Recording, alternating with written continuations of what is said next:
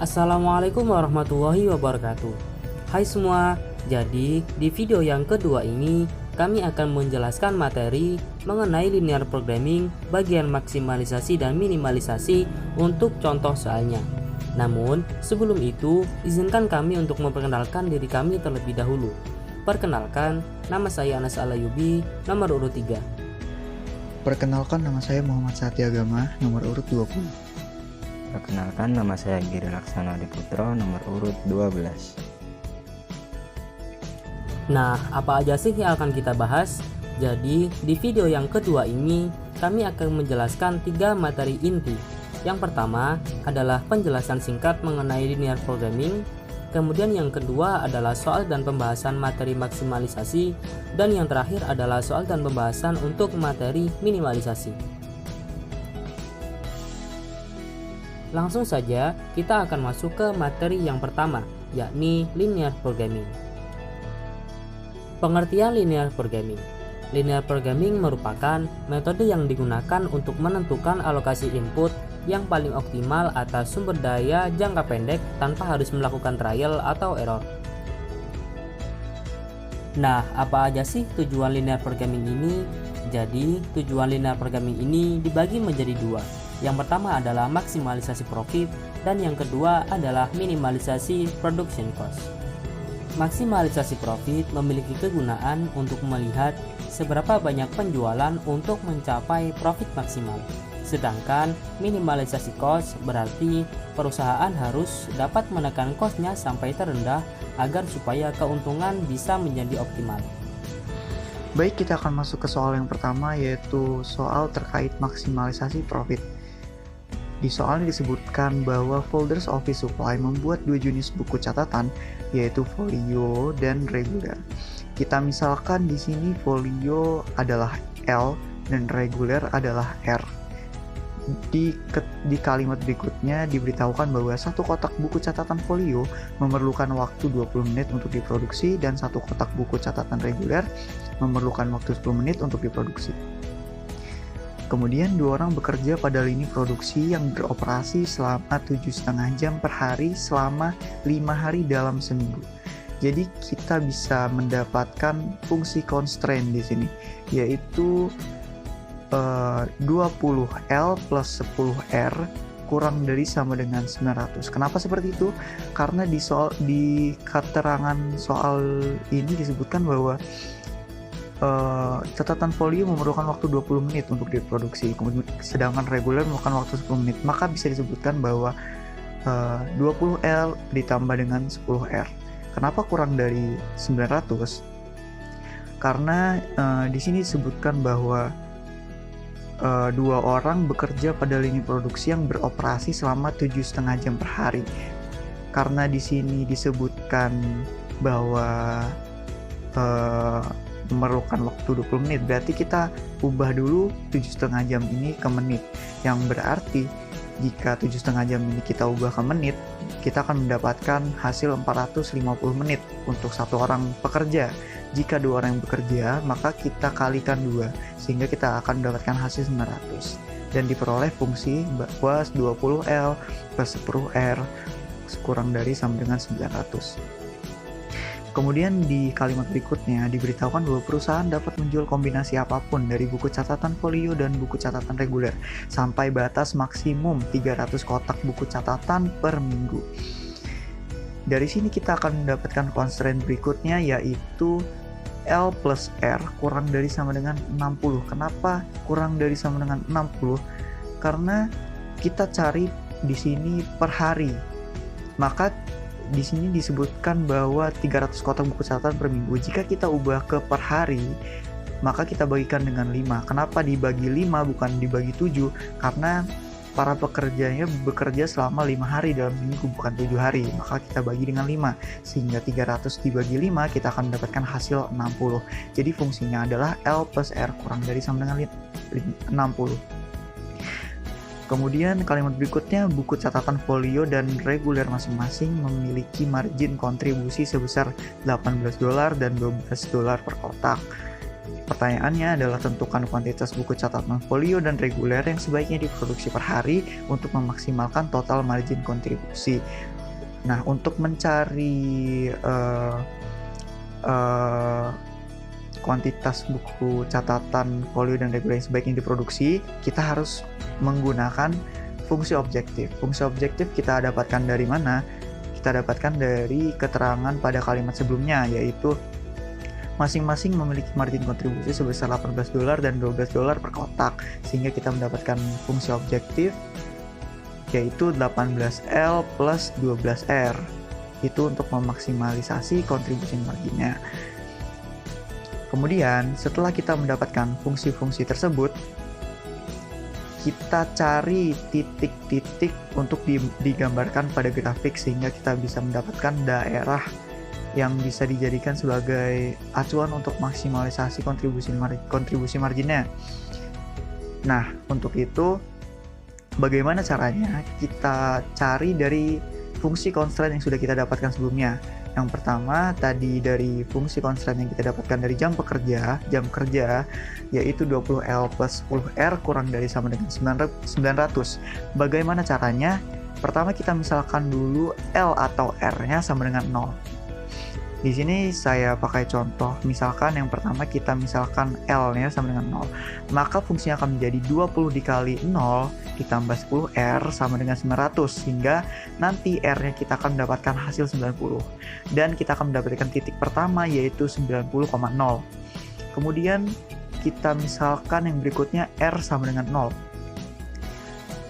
Nah, jika R-nya sama dengan 0, maka fungsinya akan menjadi 20L ditambah dengan 10 dikali 0 sama dengan 900, sehingga L-nya kita akan mendapatkan hasil 45 dan titik berikutnya yang kita dapatkan adalah 0,45. Kemudian dari fungsi constraint penjualan yang tadi L plus R kurang dari sama dengan 60, kita akan mendapatkan titik 0,60 dan 60,0 dari mana? Dari seperti sama dengan cara seperti yang sebelumnya, yaitu kita misalkan L-nya sama dengan 0 dan R-nya sama dengan 0. Maka kita akan mendapatkan titik seperti yang tadi saya sebutkan. Kemudian dari titik-titik tersebut kita gambar grafiknya di sini. Pertama kita gambarkan dari fungsi 20L plus 10R. Yaitu titik pertamanya tadi kita dapatkan 90,0 dan titik keduanya 0,45. Kemudian setelah kita tarik garis maka akan jadi seperti itu dan seperti pada gambar. Dan kemudian untuk fungsi konstran berikutnya L plus R kurang dari sama dengan 60 yang tadi kita sudah dapatkan titiknya 0,60 dan 60,0, maka akan mendapatkan garis seperti di gambar. Dan kemudian kita akan mendapatkan perpotongan antara dua garis tersebut yaitu 30,30 yang akan menjadi titik baru untuk kita cari sebagai landasan untuk kita mencari maksimalisasi kontribusi marginnya. Nah, setelah kita mendapatkan titik-titik tadi, seperti yang tertera pada grafik, kita mendapatkan titik A, B, C, dan D. Di mana titik A itu adalah 0,0, titik B adalah 0,45, titik C adalah 30,30, dan titik D adalah 0,60. Setelah kita mendapatkan titik tersebut, kita masukkan titik dari grafik tersebut ke dalam fungsi objektif yang sudah kita tentukan tadi, yaitu 18L plus 12R. Yang pertama kita masukkan dulu titik A-nya 0,0, dimasukkan ke dalam titik kontribusi margin, kita akan mendapatkan hasil 0.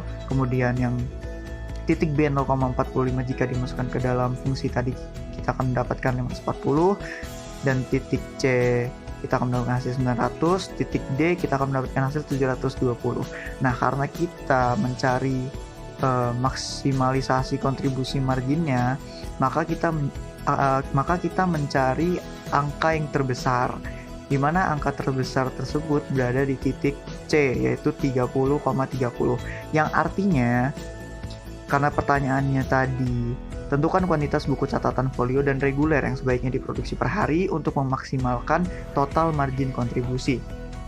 Maka dari hasil yang sudah kita dapatkan yaitu 30,30, dengan kata lain berarti folders office supply harus sebaiknya memproduksi buku catatan folio sebanyak 30 dan buku catatan reguler sebanyak 30 untuk memaksimalkan total margin kontribusinya. Sekian untuk soal pertama. Terima kasih. Baiklah, yang selanjutnya kita akan membahas soal tentang minimize cost atau minimalisasi. Kita lihat dulu pertanyaannya. Di sini ada Thomson Company memproduksi produk A, B, C menggunakan bahan baku X dan Y. Bahan baku X biayanya sebesar 3 US dollar per ton dan bahan baku Y biayanya sebesar 4 US dollar per ton. Jumlah bahan baku yang diperlukan per ton produk dan berat per ton produk yang diperlukan adalah sebagai berikut. Kita analisis dulu tabelnya ya. Di sini ada produk A, B, dan C. Di produk A diperlukan 4 bahan baku X dan 8 bahan baku Y. Lalu berat minimum yang diperlukan sebesar 32 ton. Sedangkan di produk B diperlukan 7 bahan baku X dan 2 bahan baku Y. Dan berat minimum yang diperlukan sebesar 14 ton. Sedangkan di produk C 1,5 bahan baku X dan 5 bahan baku Y. Berat minimum yang diperlukan sebesar 15 ton. Tentukan jumlah ton untuk setiap bahan baku yang diperlukan untuk memenuhi persyaratan dengan biaya paling rendah atau biaya yang minimal. Baiklah, mari kita bahas. Yang pertama kita tentukan dulu fungsi objektifnya. Cara menentukannya kita lihat yang tadi, yang awal tuh yang bahan baku X yang biayanya sebesar 3 US dollar per ton. Jadi kita pakai 3X dan bahan baku Y nya biayanya kan 4 US dollar per ton. Kita pakai 4Y. Jadi fungsi objektifnya adalah 3X plus 4Y. Lalu fungsi constraint-nya kita lihat per produknya. Untuk produk A, karena bahan baku X nya yang diperlukan itu 4 dan Y nya itu 8, maka kita pakai 4X plus 8Y. Sedangkan di sini kan berat minimum yang diperlukan, jadi paling sedikitnya 32. Jadi kita pakai tanda lebih besar atau sama dengan 32.